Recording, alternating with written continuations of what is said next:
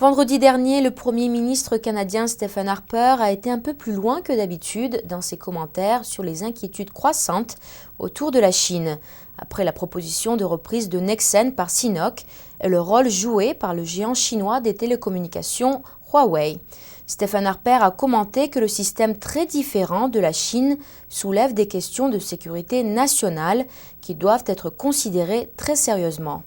Le 12 octobre, Stephen Harper est allé un peu plus loin que d'habitude dans ses commentaires sur les inquiétudes croissantes autour de la Chine après la proposition de reprise de Nexen par Sinopec et le rôle joué par le géant chinois des télécommunications Huawei. Stephen Harper a commenté que le système très différent de la Chine soulève des questions de sécurité nationale qui doivent être considérées très sérieusement. It's complex. It's complex because the Chinese have obviously very different systems than we do. C'est complexe parce que les Chinois ont visiblement des systèmes politiques et économiques très différents des nôtres, et c'est pourquoi, visiblement, certaines de ces transactions soulèvent des inquiétudes. Le gouvernement va s'assurer non seulement de construire une relation avec la Chine, mais encore que cette relation desserve les meilleurs intérêts du Canada et aussi les intérêts plus grands de l'économie canadienne. C'est ainsi que nous considérons tous ces problèmes. Bien sûr, il y a la question de la sécurité nationale dans cette relation que nous allons considérer très sérieusement. To this relationship, in fact, to all of our activities that we take very seriously.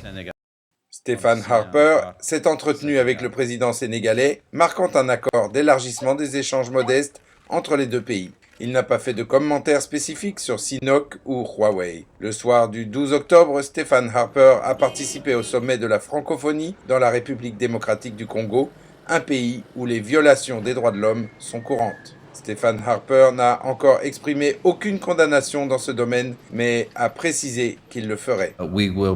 Nous exprimerons nos inquiétudes très clairement lors de notre présence en République démocratique du Congo. De nouveau, Stephen Harper n'a pas précisé la façon dont il exprimerait ses inquiétudes. Mais le gouvernement freine visiblement sur le dossier de la Chine et exige de recevoir une réponse sur les questions de sécurité nationale avant de donner le feu vert à de nouveaux accords.